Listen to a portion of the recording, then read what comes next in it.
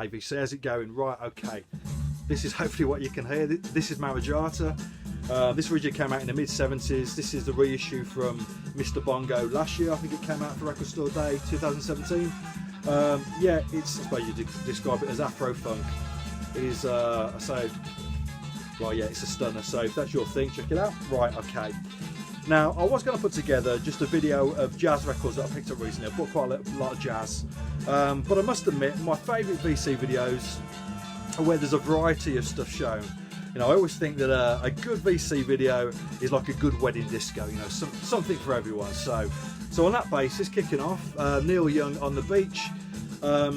Yeah, I picked this up for £3 a couple of weeks ago. It's a really nice copy. I think the reason why it was so cheap, there's some writing on the back there, just a personal message, but I don't mind that sort of stuff. Yeah, okay, so this album, I became a bit obsessed with this record back in the mid-90s. Not because I love the music or anything, it's because I couldn't actually get to hear it. I'd read a lot about it in various books about Neil Young or in magazine articles, but at that point it wasn't available on CD. I don't think it came out on CD until the early 2000s. So the only way that you could buy it or hear it, there's no streaming, no Spotify, no YouTube, was by finding an original copy of the album. And at that point I was a poor student. There's absolutely no way that I could afford to pay the prices that it was going for at that time, you know. So eventually I found a copy, I think at a car boot sale for £1, just out of luck. And obviously the CD came out later on, but it's a gorgeous album. I think it's his best record by far. All of the songs are great, just really well crafted songs, but delivered in that sort of ramshackle style, you know, that is so well known for, and he does so well. Makes the music sound effortless, like they've just been thrown together, but of course that isn't the case, you know. So yeah, really pleased to find that. Say £3, you can't complain. So I'm just going to check it out. If it's any better than my existing copy, it won't be an upgrade, so cool. Right, okay, at the same time I picked this up as well, Blue Valentine by Tom Waits. Now, I have a bit of a funny thing with Tom Waits because I really like some of his stuff. I like his first two records, which are sort of very much straight singer-songwriter. I think Swordfish Trombones is probably my favourite album by him.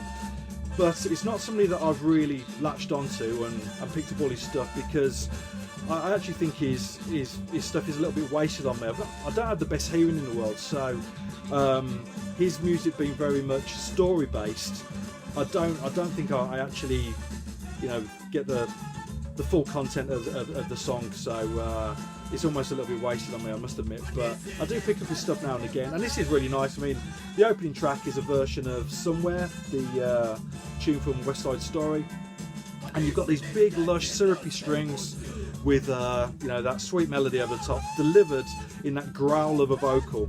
Yeah, I think it works great, you know. But yeah, and obviously all the rest of the record is original stuff.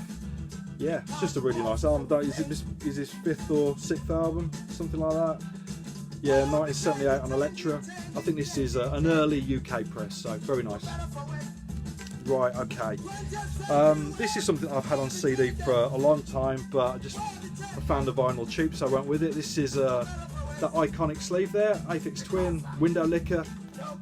Don't need to say too much about this. Yeah, I mean, as soon as you see that image, it brings back that video, which I'd rather not see again, if I'm honest with you, but there you go. Great stuff. Right, okay. A reissue that came out a couple of weeks ago on Evelyn Records is Black Ruby by Ruby Andrews. Now, this is an album that I've been after for years.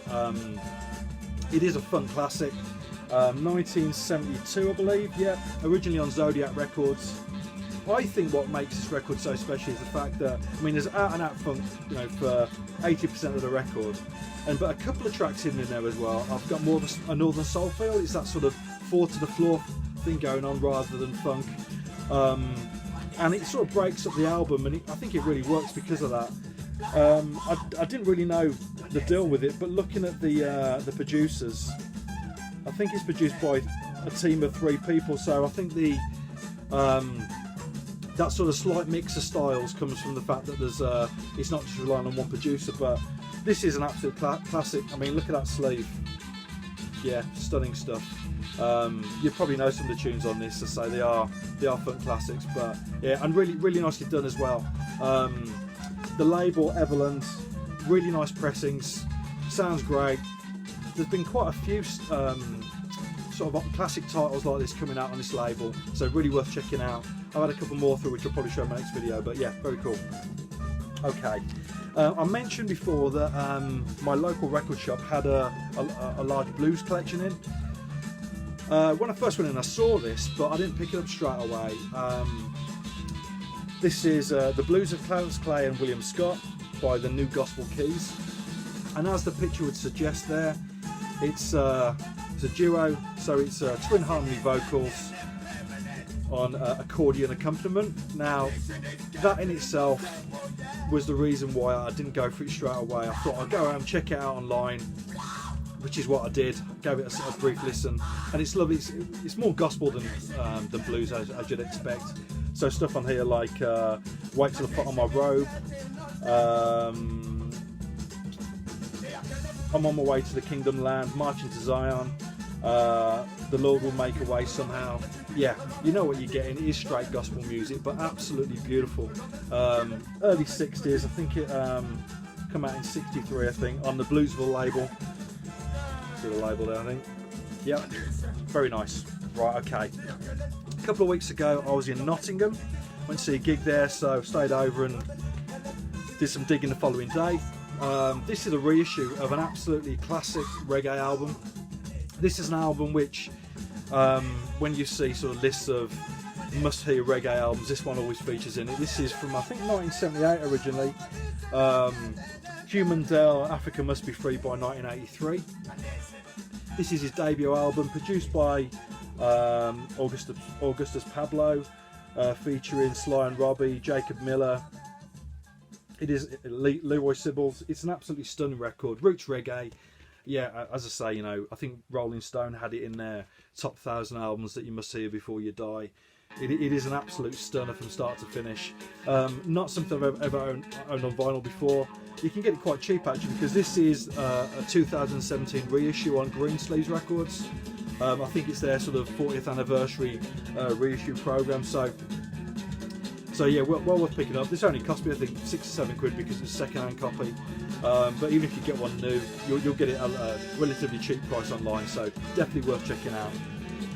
And as I came out of that shop, I walked past a charity shop which had some reggae records in the window, which never ever happens. But I went into the shop and they had 3 big boxes of reggae, 2 boxes of reggae 12s and 1 of albums. So I walked out with 5 records in the end. Some of them were cheap, some of them not so much, but all great. First up, The Meditations, Wake Up. This is their second album from 1977. This has been the record that I've played most over the last couple of weeks. Obviously, 3-part harmony vocals. So I know they were likened to the likes of the Mighty Diamonds. I must admit though, listening to this record, it really did make me think of the Bob Marley and the Wailers records from this period. So if you think about Exodus and that sort of driving rhythm from the title track on that record, the title track on this is exactly the same. It does have that feel to it. I think they might have actually sang with Bob Marley on a few occasions as well on certain records, so that might be part of the sound as well. But a stunning record. I say only their second album, but this is on Double D Records, which stands for Dobby Dobson, who had some big rocksteady hits in the late 60s, early 70s. But yeah, that's great. From a different charity shop, I'll pick this up. This is Burning by the Wailers. Now you can see this is a later press because of the addition of the wording of Bob Marley and the Wailers. It was originally put out just by the Wailers, so you didn't have that in the bottom corner. This for me is the best Bob Marley album. Features stuff like Get Up, Stand Up, Hallelujah Time, Small Axe, I Shot the Sheriff.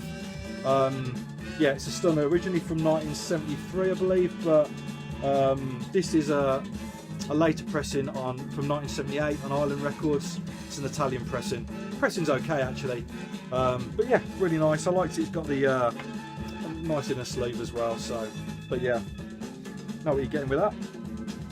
Right, okay. Also from the shop that I mentioned beforehand, Max Romeo Reconstruction. Now, This came out in 1977, and when I first heard this, I hadn't heard it before picking it up the other week. I was a little bit disappointed with it initially because I was expecting something closer to War in Babylon, the album that came out prior to this. That was produced by Lee Perry. This is self-produced by Max Romeo, so it does have a different feel, but having played it several times now, yeah, this one's really got under my skin. It's a lovely record, and cheap as well. Looking online, you can get it fairly cheap as well. I only paid a £5 for this. It's in great condition.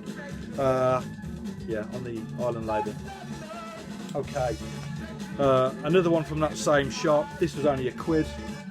The Mighty Diamonds, I mentioned before. Leaders of Black Countries showcase album.